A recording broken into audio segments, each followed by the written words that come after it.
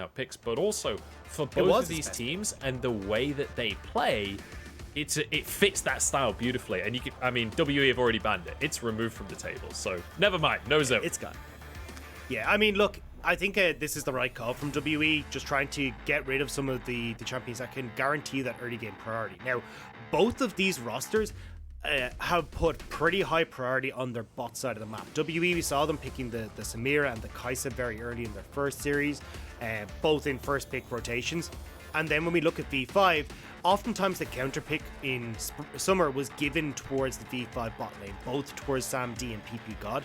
So I wouldn't be surprised here to see both these teams start to put high priority on these AD carries picked. But as I say that, Beishang has decided that with Olaf off the board, he's more comfortable going towards the Pantheon. Yeah, this Pantheon has massively risen in priority across the course of the LPL so far. It's been one of the most contested junglers.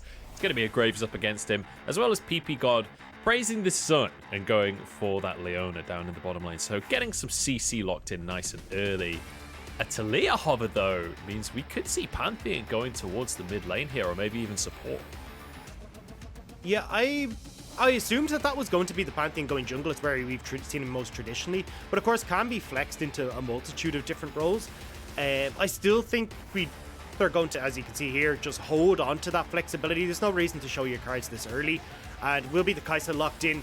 I think on the opposite side here, you can go towards something like the Jhin or the Misfortune if you want to for V5. I really like the idea of solidifying a bot lane that can work well against the Kai'Sa, especially when you've got this Leona paired with it. This is just the playmaking ability for PP God, but also, again, the strongest support on this patch.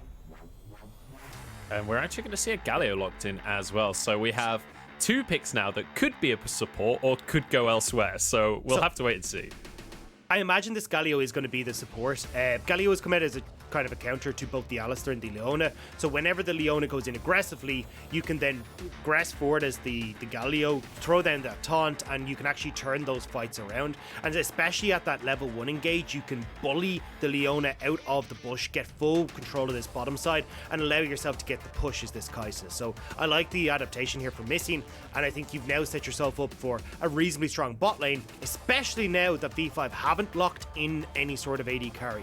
You can now ban the Jhin, you can ban away some of these more high priority AD carries, and then set yourself up for an incredibly potent bottom side of the map. Yeah, we'll have to see. Lan Xing as well has locked in the Ornn for that top side, so they could ban things like the Camille that will give Ornn a very hard time and give him a little bit easier of a matchup. What are you expecting to see, though, out of the second pick phases from these two teams?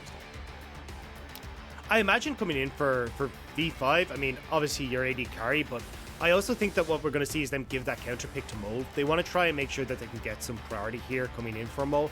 Now, the other opportunity here for them is to just go straight towards the Orianna. Try and just go, hey, look, with the likes of the Zoe, maybe even go towards the Syndra actually here, honestly, for Mole, but basically pick up something that can have control of that lane and then transition, as we said, that aggression down towards the bottom lane. Because wow that you have the Xayah locked in, it's going to be a bit of a struggle for Y4 and PP God. This is not a lane now that has that traditional control we expect from the V5 bot lane. And I want to see how they're going to try and break that, or at least counteract WE's game plan here. Oh god. So Xayah in the bot lane. We have a Shen, so yet another potential flex pick. I'm anticipating that the Shen is going to go top at this point, but I feel... I don't know how confident I am with any of this. I think Shanks will... Oh, Shanks is on Orianna? So the Galio must this is be now support. Shen. So it's the Shen top. So that then again, we already talked about the ability to play heavily around this bot side. Shen just gives you that opportunity as well here against what has been the traditional bread and butter for V5. You've got the Pantheon going into the jungle, very potent early game jungler, especially.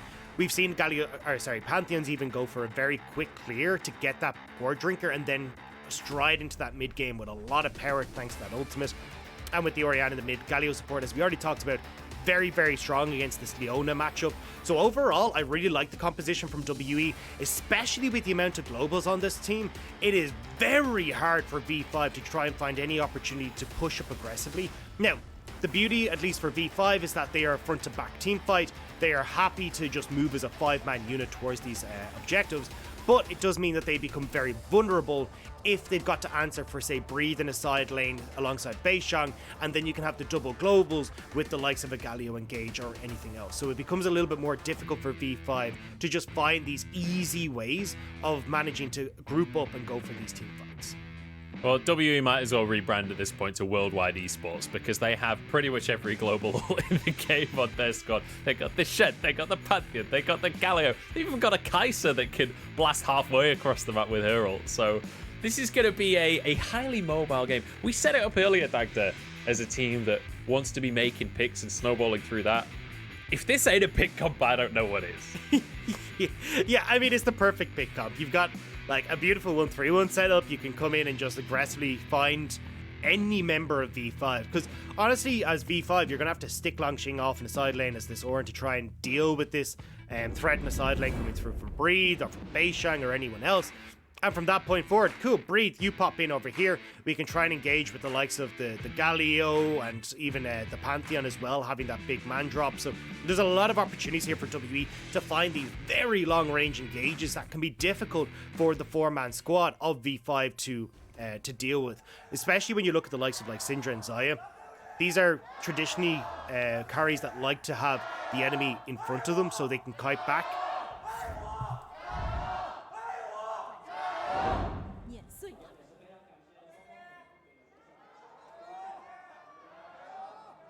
All right, I think that's the last of the Gyos. Never quite sure. Here we go, though. WE against V5. And just to remind you guys, this is V5's first series back in the LPL. This is their first series of the year of official LPL games. And they've gone for a fairly reserved composition when you think about how V5 historically has played. It's been an incredibly fast, incredibly aggressive, incredibly win lane, win game style of gameplay. That's not necessarily what we're seeing from this composition. No, but and I think obviously you've got a lot of the scaling coming in from the Orin, the Xayah as well. Like, this is going to be a much more later portion of the game that V5 are looking to play around. In the early stages of the game, I'd like to see them try and play around this mid-jungle 2v2. You have a very strong setup with the Syndra and also with the Graves, and you can do a lot of work specifically because you've got the Orianna there who's in a losing matchup and doesn't offer a lot in skirmishes.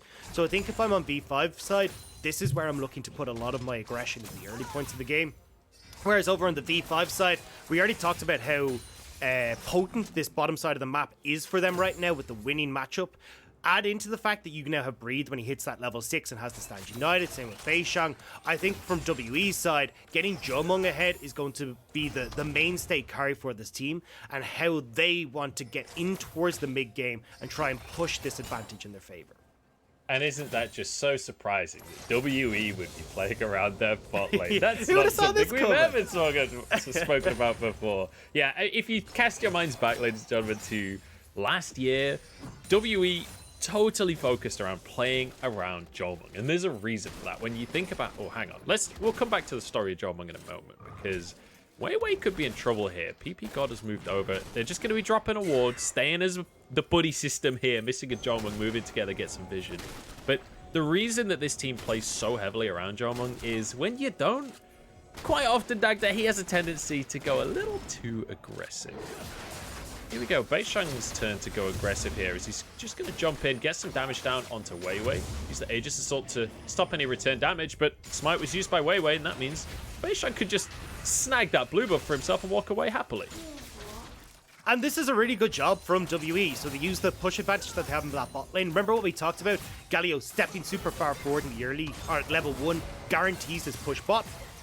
Oh, that was a beautiful little knock-up from Missing as PP God goes in, gets completely interrupted. Beishang, though, getting chased down by Wei. Aegis Assault will block a lot of the damage, and in comes Missing to help him out. PP God's low, ignited, knocked up, and taken down for first blood. Wei jumped over the wall, but Jomung has followed him. The Plasma goes down, Wei falls, and Beishang survives, and now Y4 finds himself alone in the fray. Has to try and get out with his life, and it's going to be a TP channeled by Mole just to keep his AD carry alive.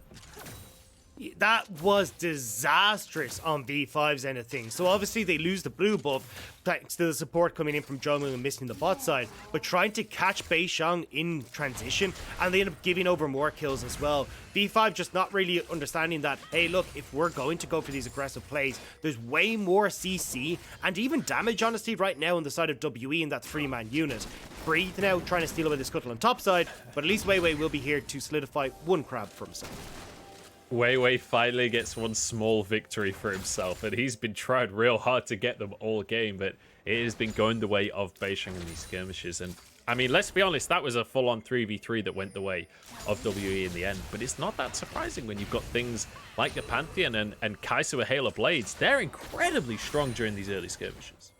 Yeah, very burst orientated, like both from the Pantheon, even the Galio as well is very much kind of a, well, no pun intended, like 1-2 punch. Like, it's very, very much, hey, let's just take this guy and knock him out of the park. It's what they did there. They just focused down PP God, and PP God was only level 2 at the time as well, so didn't have access to his W to get all those extra resistances. So it means he is quite squishy in that trade. So surprised to see them go so heavily for that.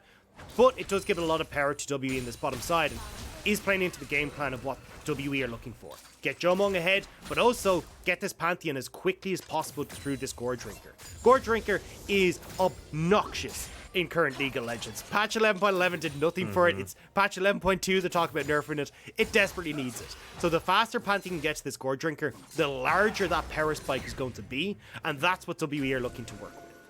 And let's bear in mind, we've seen 2 little skirmishes so far, and Beishang has been invincible in both because of Aegis Assault. When you add that he could basically fully heal himself with Gore Drinker on top of that, suddenly it becomes a very tough situation.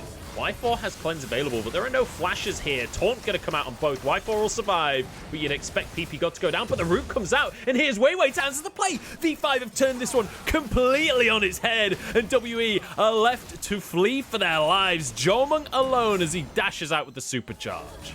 And there's the difference when Leona has access to those extra resistances off for W. They can't kill PP God fast enough, especially because he does a great job of getting that aftershock off first.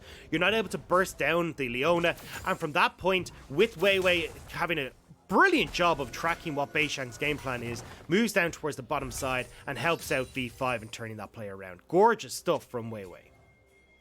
And you can see as well that the top laners have now hit that level 6 mark. So any more shenanigans on the bottom side, and Breathe will have the ability to contest, kind of like he's contesting right now on this control ward that they're just going to be tiptoeing around and dancing around. Breathe is going to have his wave pushing in towards that top side though, and Weiwei is in the top side of the jungle right now.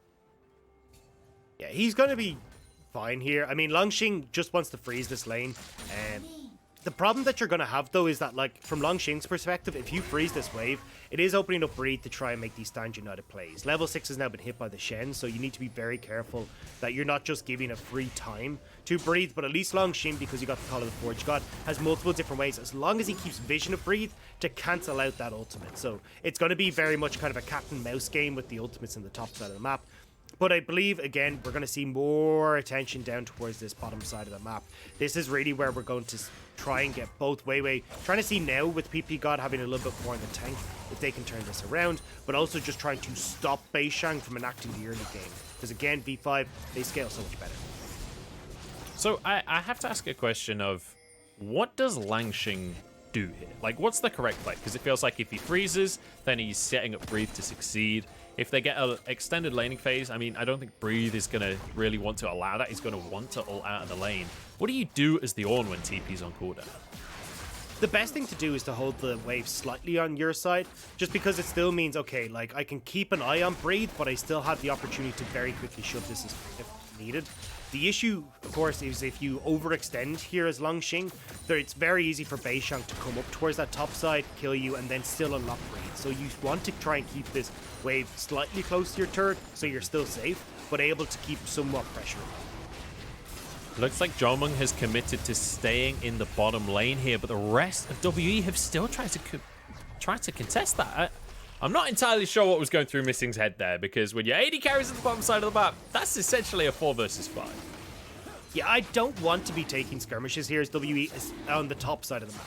a lot of their power is based on that bottom side. Like, Orianna doesn't offer a huge amount in these early game skirmishes at Rift Herald. I'm saying when you look at Breathe in comparison to the likes of this Ornn with the amount of CC Ornn brings. So from WE side, you're better off just backing away. They do blow a flash, but no one goes down. But V5 again, watch this. PP God getting out of bot lane, instantly making these plays top. And this is how V5 like to snowball their games, is through this Rift Herald usage. An incredibly smart play here coming out from V5. They're probably going to be able to get themselves first tower of the game. But importantly as well, Breathe can't impact the skirmishers if you bring the skirmish to him. Stan United, he wants to get out of that top lane. When you lane swap into him and use that Herald, suddenly this Shen has a much harder time really impacting anything.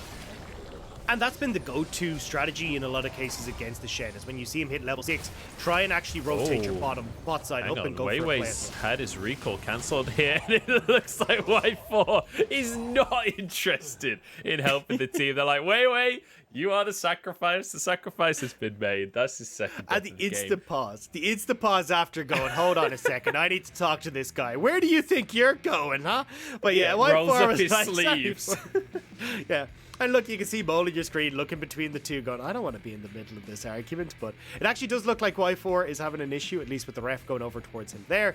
But overall, I still think this is a very positive sign from V5. Like, we wanted to see again this core three working together. The Weiwei, Mole, and PP God. PP God moving up alongside Y4 into that top lane skirmish, gets the Rift Herald, instantly pumping a whole bunch of gold into Y4 as well. Because again, we've seen what Zai's been like throughout this week, where she just needs so much time to scale up that the likes of these Kaisas and Jins are just having a much larger impact in this game before Xayah can. The fact you've now invested in all 5 turret plates in towards Xayah, she's picked up a kill in that bottom lane as well. She's now starting to get to the point where she will have access to their 3-item spike that you need with the Infinity Edge a lot quicker than what we have been traditionally seeing throughout this week at LPL. One of the positives I will say about Xayah, though, is when you look at the style of composition that WE are running here and the way that they want to win the game, they want to find a pick and explode off the back of that, win a 5v4 team fight, etc., right?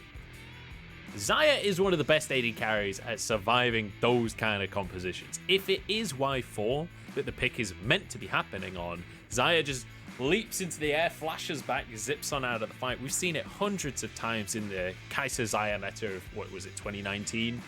So we very much could see, actually, V5, if they can play around that and use that Xayah ult effectively, that's a great way to play around a pick style composition. I agree, and especially now that like Gale Force has that little bit of extra mobility as well, like, and how potent it is just with the damage. I think we're going to see them avoid the Xayah altogether. They're going to be looking more towards the Syndra and the Graves, specifically the Syndra. Like, if you have Pantheon ult in behind, you've now got 2 different directions as the Syndra where you've got to try and figure out, where do I extend my Scout of the Week? It becomes way too difficult to figure out.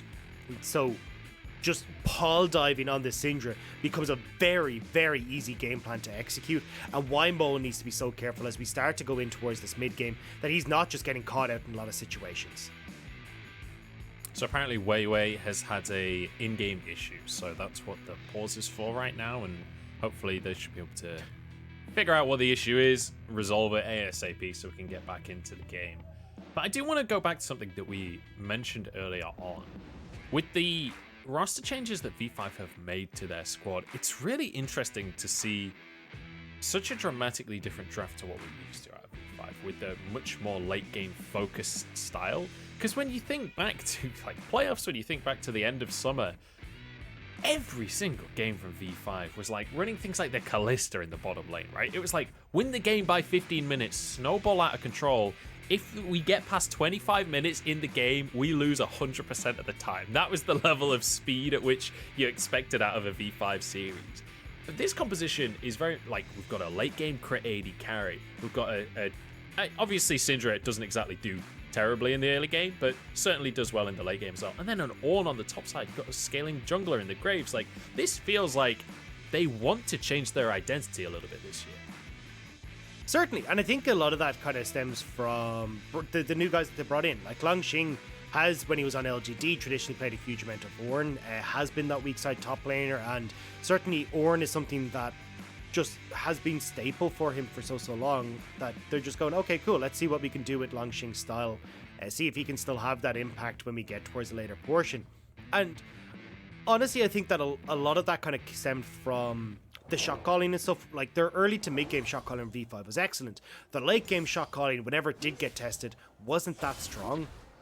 Now that you're bringing in Longxing, who's shown that he can be certainly a shot caller in a lot of situations, you can have the likes of Wei Wei and PP God control the shot calling in the early stages of the game and lend Longxing then a little bit more control in the late game, and he can kind of pinpoint exactly how you want to go and where you want to play. And I think that was something that BB was certainly lacking, was that understanding of late game decision making as a top laner, whereas with the veterancy that Longxing has, he certainly knows how to do that.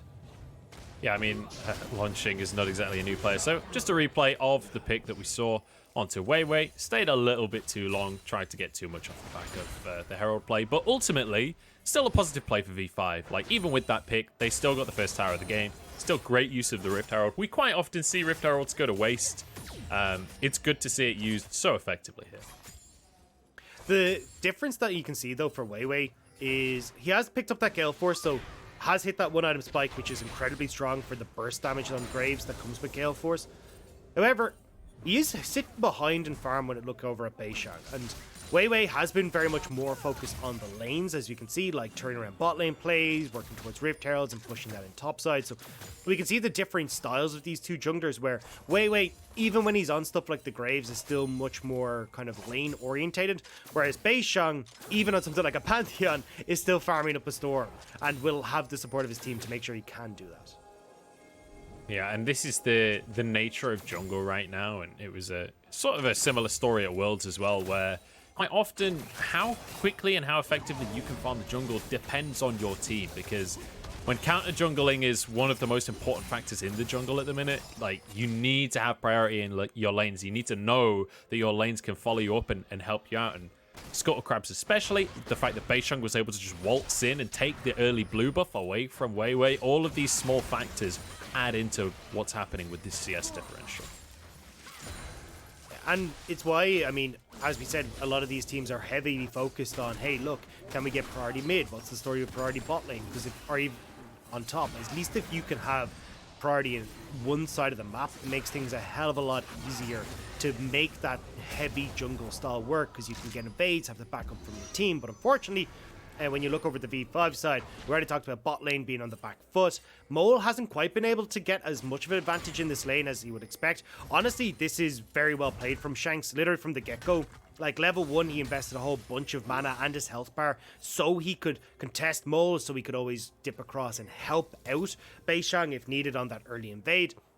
And as the game has started to go forward, Mole has been dragged out of lane a lot more with the TP down towards the bot side, and Shanks has been doing a great job of farming up a storm here and getting an advantage in what is traditionally a Syndra favoured matchup.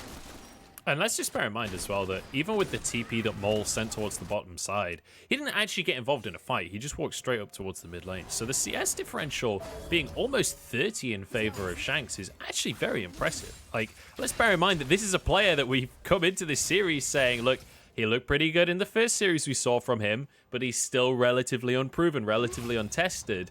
This is the guy that has to come in, replace Teachamar, who defined the entire style of WE last year, and he's been looking fantastic. Yeah, and I think that's the big thing that we're looking out for. Again, like we talked about the savvy solo laners, is how do these guys... Okay, no, we're just going for a quick trade. How do these guys influence what WE even is capable of? Well, you're seeing it already. I mean, Breathe in their first series looked absolutely impeccable on things like the Renekton and really was the big engage tool. And now where he's gone over towards a very different style on the Shen. Oh, Jomung's going for it. Just going to trade ults. Like, I don't think you're ever going to be able to get a kill when Void Seeker is on cooldown and you've... And you're against the Xayah, so she can just ult. Here we go. TP's coming on through, though. PP got flashes to get the stun onto Missing, who's just removed from the play. Shockwave on the backside onto Mole, and there's a taunt to follow it up. Jomung's here with the damage, but a triple knockup comes out from Lanxing, and it looks like V5 might be able to sweep this one up. Beishang's there, though, and Lanxing has to flash away. Wei Wei trying to chase down Shanks, but he's gone too far, and he's taken down, and now Y4 is going to get cut through like a hot knife through butter as Beishang charges on forward. Doesn't quite hit with the Gore Drinker, though. Y4 trying to get away, and he will actually be able to trade one. just about able to get one back, but honestly, that was miscall from V5. They are the later scaling composition. You've just used the ultimate in the bottom lane from Y4 that is so crucial for the safety of Xayah in this team fight. And they still tried to take the fight against WE, who are on a far better position. They had full control of this river. They were able to separate out V5. Like, this was just a really poor decision from V5 to try and take that fight. And when we look at the carries, they're starting to get some gold. Let's take another look at how this actually started, because it was Beishang going in on PP God. PP God was like, I'm down to fight. Yeah, but you're not down to fight, because look at where you had your team set up. They were coming back trying to wrap around, and now they're trying to set up for this front-to-back team fight, but you've already been separated out by WE. V5, Weiwei has moved up towards his top side to try and get onto Shanks, which means that Y4 essentially ends up in a 1v2 here as long Shin's got a piece out, which means that Jomung is just zoning him entirely, and we're going again! We're going again, missing with the 4-man entrance right there. Shockwave onto 3 as well. That is a beautiful team fight from WE, and Jomung with yet another 2 kills, 4 now on the board.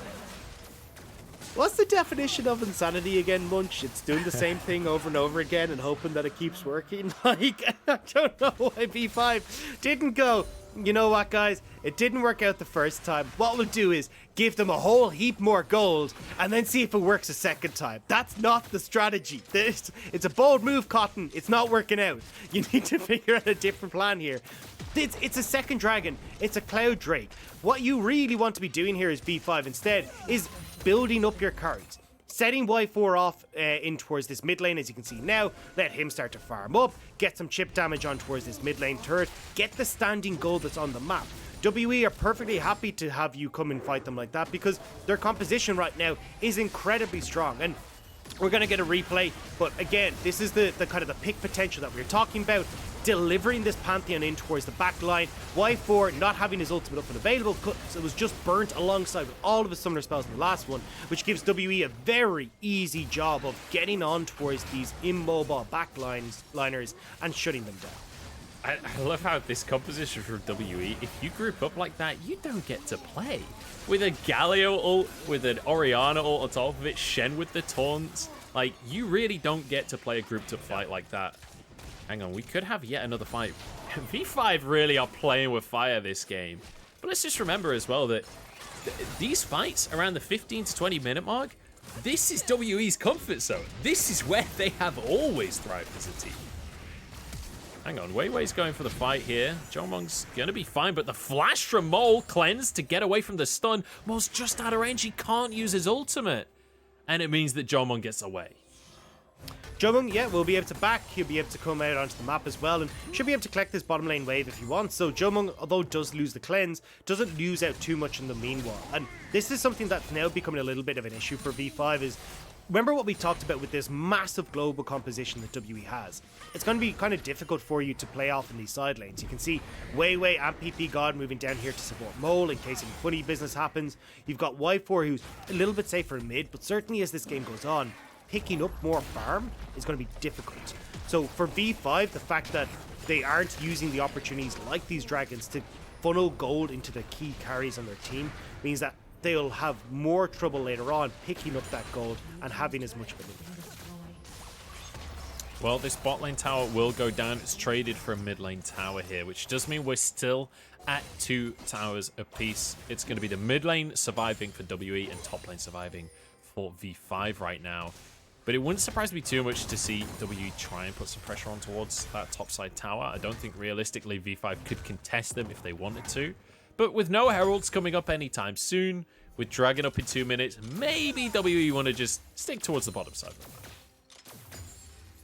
I think the best way for WE here to approach this is getting down that topside turret, seeing if they can get some vision control in, and then look to try and operate that global comp. Because the best thing for WE right now would be like if Missing, Beishang, and maybe even Jomung can move in as this 3-man unit, take control, and then look for people in transition on V5 as they try to go towards the different lanes that the likes of Breathe are situated. Oh, hang on. Missing has gone a bit too deep on this one. Has a shield to keep himself alive. Aftershock there as well, but he's not tanky enough. That's going to be a nice, easy pickup for V5.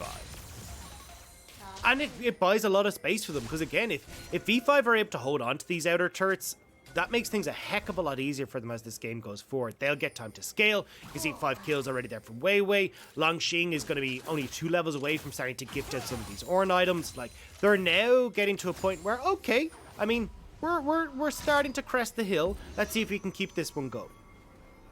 And when we take a look at items across the board, I mean, you're mentioning the items coming in for Y4 with the 2 crit items. Same can be said for Jomung, where he's got the Collector now, so he's very much into assassin mode when it comes to that. I will say, though, Missing, despite having a couple of good team fights on this Galio, is actually really not having a great game. 0 and 5. When we consider that Missing is one of the players that we so regularly hype up on the side of WE, like when he's playing his Thresh, when he's playing things like the Leona, can be an exceptional player. Here on the Galio, I think he's maybe overestimating how tanky he is a couple of times. He's also not going to have the best of scorelines because of his role in this team. Like, he is the engage tool, and... Hang on. No, so he's okay. But look, he has to be the one moving in here, because you've got Breathe in a side lane who wants to ult in on top of Missing to deliver himself towards that back line.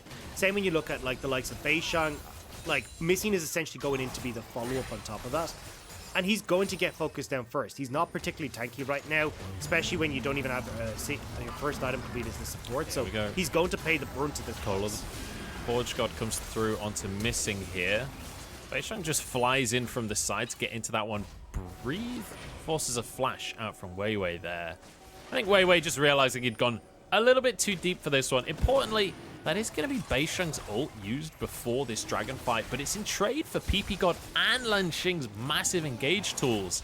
You'd expect WE to have an advantage here as they start to move in. Beishang positioning aggressively, aggressed upon, but he's invincible because he's Pantheon, and now into the pit they go as PP God should fall. Smite takes the dragon in favor of WE. Great knockups from Lanxing, but nobody's gone down yet. In comes Galio as Jomung is free-firing. Beishang's onto Mole at the backside. Y4's alone as it'll be taken down by the Acathian Rain, and it is a downpour, let me tell you. Lanxing now, he's in a 2v1, he's got some knockups, but he doesn't have any damage. It's a 5v5 clean ace for WE. And V5 just weren't able to buy space for their backline. Longxing tries to go step up forward with PP God, but WE just bypass them entirely. They get on towards the squishies, and from that point, WE steal the dragon. They're going to steal away this Baron, and they might just steal away this game, Munchables. This is looking pretty fantastic for WE right now, as they're going to be able to grab this Baron completely uncontested. They take it exceptionally quickly as well.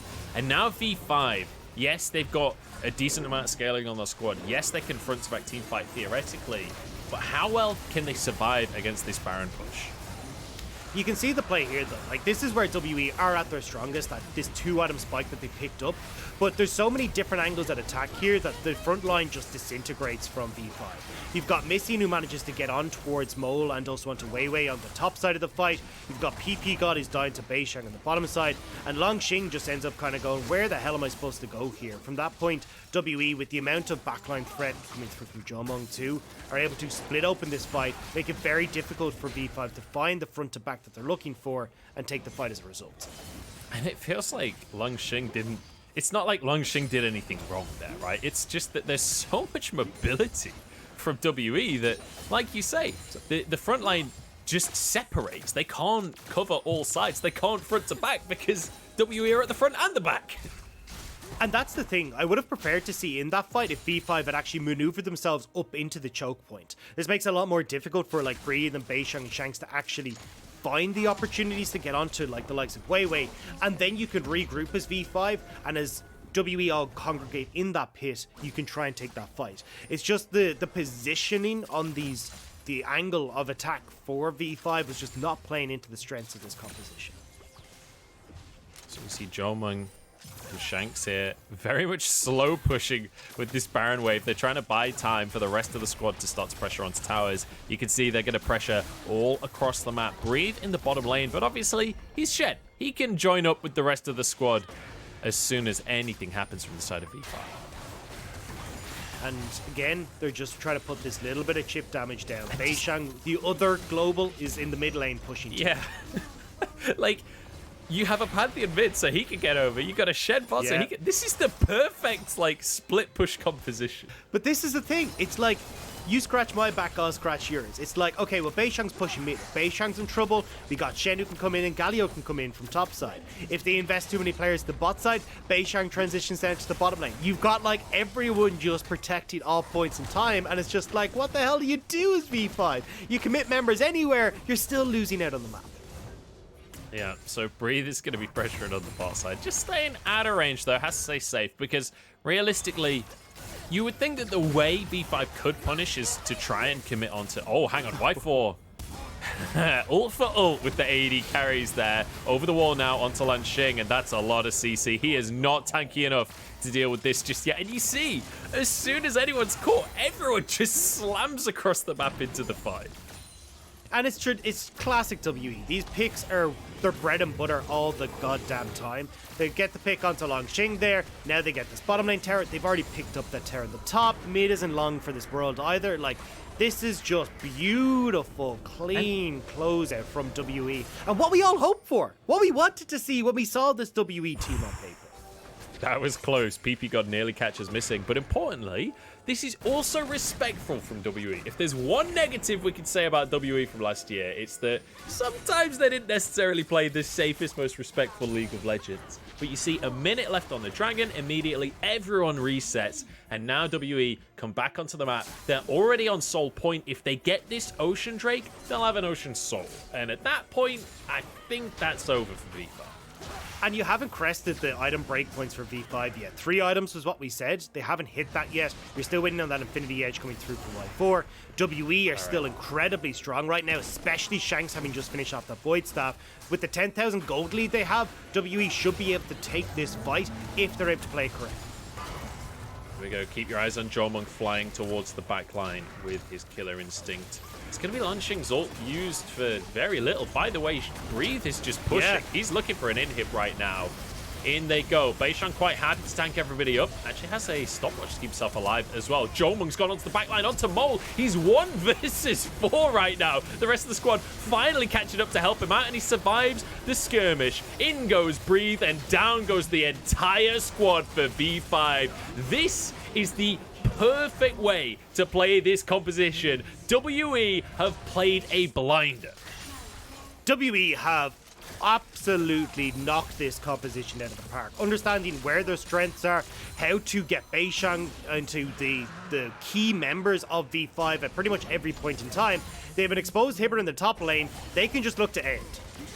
Yeah, this is going to be over, I'm pretty sure. Death Time is getting shot on PP God, but I'm not sure what he can do on his own right here. Towers will fall. Beishang ults on in just to be a part of the victory.